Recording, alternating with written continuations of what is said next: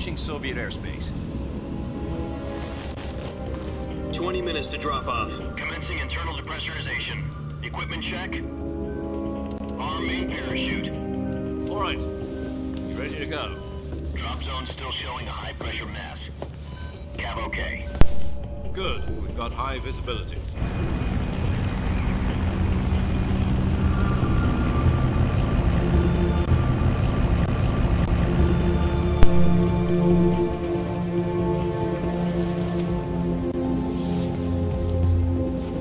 Put out that cigar. Connecting oxygen hose to interior connector. Put on your mask.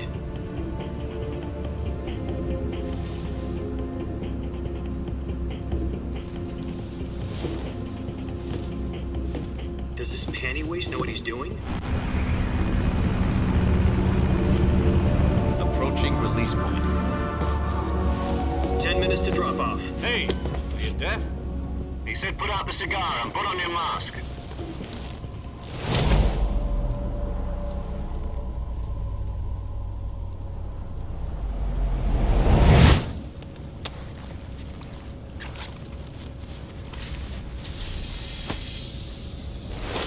Depressurization complete. Checking oxygen supply. 6 minutes to drop off. Opening rear hatch.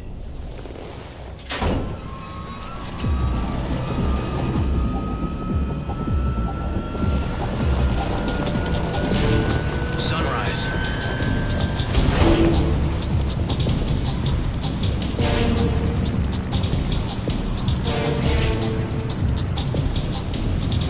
External temperature minus 46 degrees Celsius. 2 minutes to drop off. Stand up. You'll be falling at 130 miles per hour. Try not to get frostbite from the wind chill. 1 minute to drop off. Move to the rear. Activate the yellow bottle. This is one for the history books. The world's first halo jump. 10 seconds to drop off. Stand by. Status okay. All green. Prepare for drop off. Countdown. 5, 4, 3, 2, 1. Spread your wings And fly. God be with you.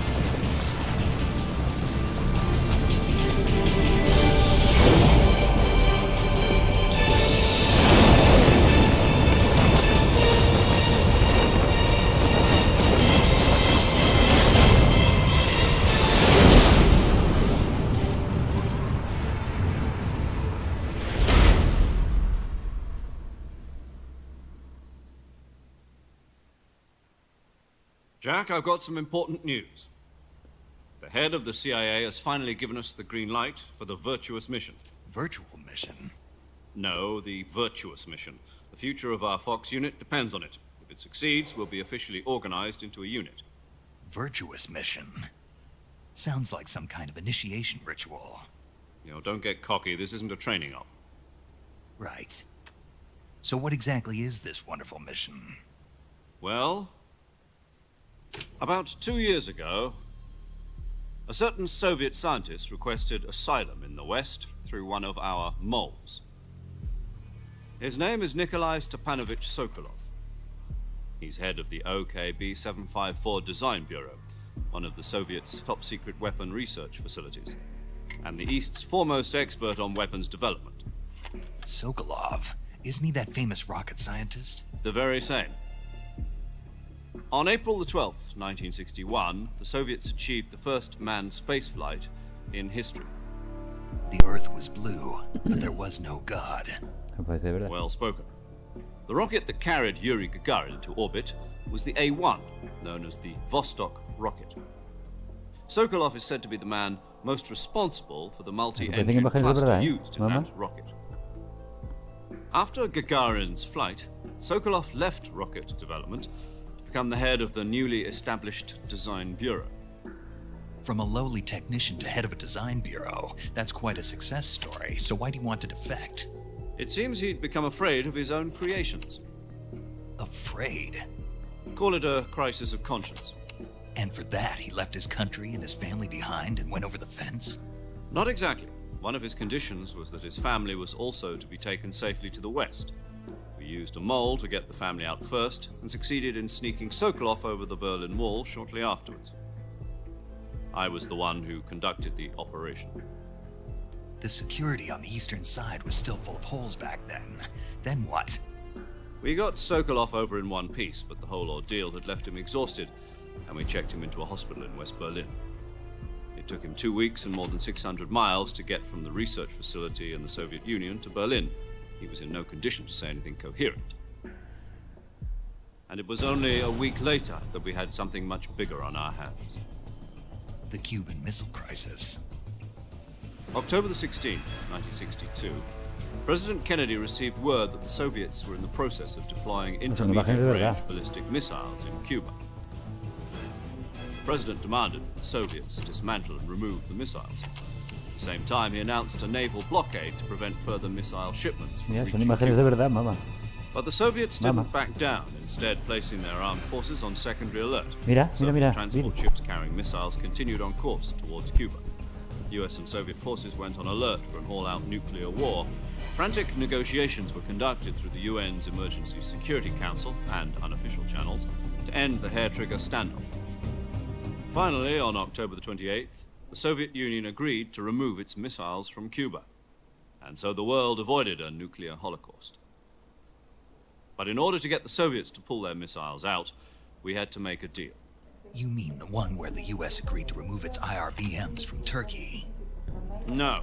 The Jupiter IRBMs deployed in Turkey were obsolete, and we were going to get... Le he restringido para algunos espectadores, porque se trata de incómodos para algunos espectadores, motivo incumplimiento de las normas de comunidad. Que está restringido para algunos espectadores. Debe ser porque es para mayores de 18 igual.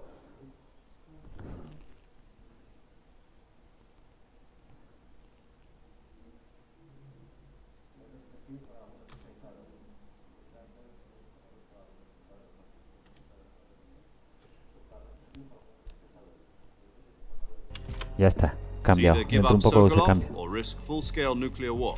In the end, we had no choice.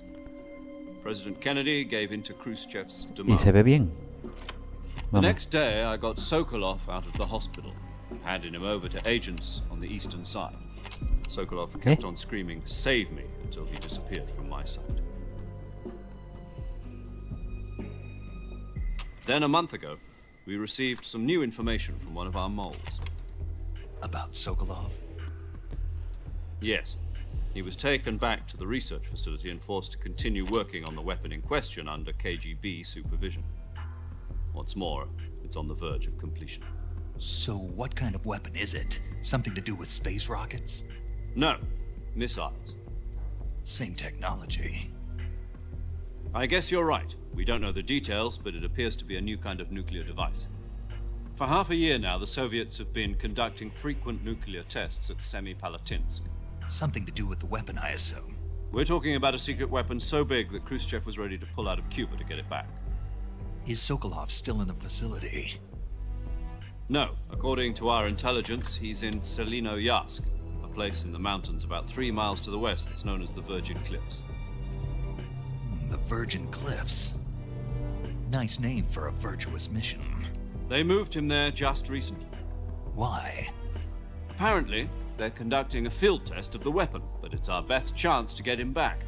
This mission would never have been possible if he was still in the research facility. This is our last chance. Sokolov must have known that too when he contacted us.